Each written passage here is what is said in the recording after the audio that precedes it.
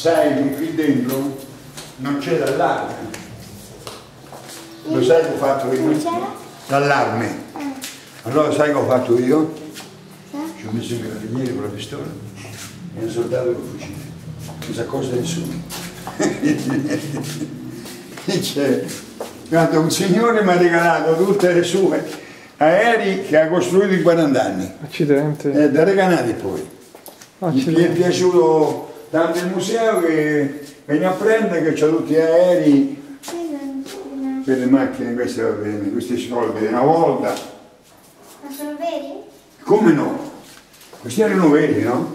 1000 lire, 100 lire, 50 lire di due tipi, 10 lire, una lira. Uno mi ha dato tutto il quadro, una lira, 2 lire, 1000 lire di un altro colore. Queste sono le lire, le stampavano nel 44 o 45 gli americani e infatti c'è scritto lire 10 Italy. Si chiamano lire.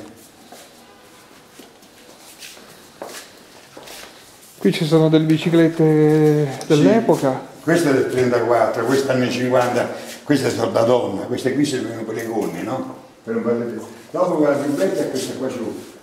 Questa qui era di Fronzi, questa era, da Fornaio. Ah.